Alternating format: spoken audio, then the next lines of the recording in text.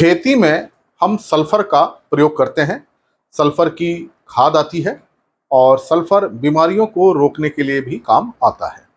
तो बाजार में ये जो सल्फर रहता है एक 80% वाला रहता है और एक 90% वाला रहता है। तो हमें कौन सा सल्फर प्रयोग करना चाहिए, किस कंडीशन में कौन सा हमें लाभ देगा, कौन सा हमें लाभ नहीं देगा, कुछ हम गलती ना करें कि किसकी हमें ज्यादा जरूरत है, 80% वाले की या 90% वाले की।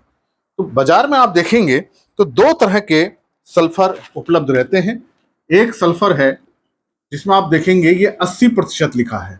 अब यहाँ ये WPB हो सकता है, वेटेबल पाउडर के रूप में हो सकता है, पाउडर होता है, या ये WDG वाटर डिस्पर्सिबल ग्रेनुअल्स के रूप में हो सकता है। दूसरा आप सल्फर देखेंगे जो उपलब्ध रहता है वो सल्फर 90% का है। लेकिन ये सल्फर आप देखेंगे, ध्यान से देखेंगे तो इसमें लिखा होगा बेंटोनाइट सल्फर। तो हमें प्रयोग करते समय ध्यान रखना है कि हमें कौन सा वाला हमें देना है, किसका हमें फायदा होगा। पहले बात करते हैं सल्फर 80% वाले की। ये जो सल्फर आता है ये महंगा होता है और ये रोगों को रोकने के काम में आता है। ये फंगस जो रोग होती है, पाउडरी मिल्ड्यू रोग, उसको रोकने के लिए हम इसका छिड़काव करते हैं। तो रोग को नियंत्रित करने के लिए जो पाउडरी मिल्ड्यू है इसका हम पत्तियों पर छिड़काव करते हैं। तो ये जो सल्फर 80% वाला ये फंजीसाइड है, जो फंगस होती है पौधों में, जो रोग लगता है पाउडरी मिल्ड्यू का, बहुत सारी फसलों में रोग लगता है, उस रोग को रोकने के लिए हमें पानी में मिला करके इसका छिड़काव करना चाहिए। तो ये खाद की तरह, उर्वरक की तरह काम नहीं करता है। इसका हम फसल पर छिड़काव करते हैं, इसको हम मिट्टी में नहीं डालते हैं, इसको हमें मिट्टी में नहीं डालना चाहिए। लेकिन जो ये सल्फर 90% वाला है, 90% वाला बेंटोनाइट सल्फर, एक्चुअली में ये उर्वरक है। तो फसलों में सल्फर देने के लिए बुआई के समय हमें इसका प्रयोग करना चाहिए और हमें इसको मिट्टी में मिलाना चाहिए। तो ये जो सल्फर है ये खाद की तरह काम करता है। ये सल्फर देता है, सल्फर से मिट्टी के अंदर सल्फेट बनते हैं और उन सल्फेट आयन को पौधे ग्रहण करते हैं और ये सल्फर फिर पौधों की एक्टिविटी को बढ़ाता है, क्लोरोफिल बनाता है, एंजाइम बनाता है, प्रोटीन बनाता है, पौधे की बढ़वार होती है। तो ये हमें उर्वरक की तरह बुआई के समय हमें इसका प्रयोग करना चाहिए। तो इस बात को आप समझ लें कि जो सल्फर हमारा 80% वाला है, हमें रोग को रोकने के लिए छिड़काव करते हैं, और बेंटोनाइट सल्फर हम बुआई के समय खेत में डालते हैं।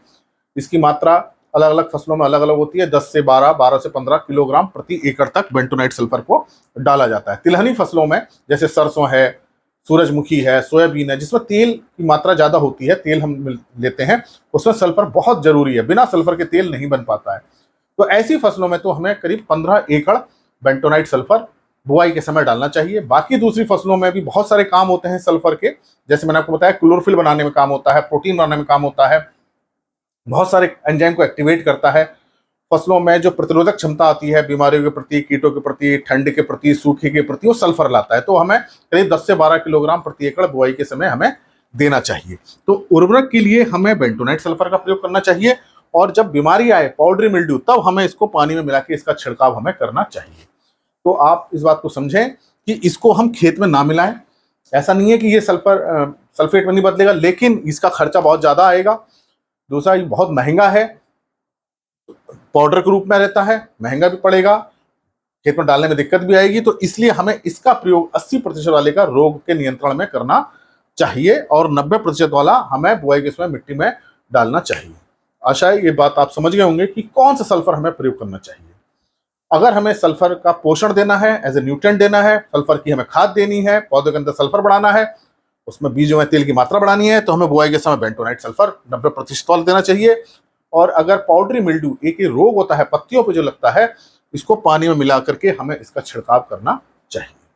तो अलग अलग कंडीशन के लिए दोनों अलग अलग होते हैं। तो अगर इस तरह से प्रयोग करेंगे तो आप अंतर अगर समझ जाएंगे तो निश्चित रूप से आप इस वाले सल्फर से रोग को नियंत्रण कर लेंगे। बेंटोनाइट सल्फर का छिड़काव हमें नहीं करना चाहिए, इसको प्रयोग पानी में घोल के पत्तियों पर छिड़काव नहीं करना चाहिए, इसको मिट्टी में देना चाहिए। तो रोग के नियंत्रण के लिए 80% वाला दें, और पौधों में सल्फर वाली खाद के लिए बेंटोनाइट सल्फर का प्रयोग करें। धन्यवाद।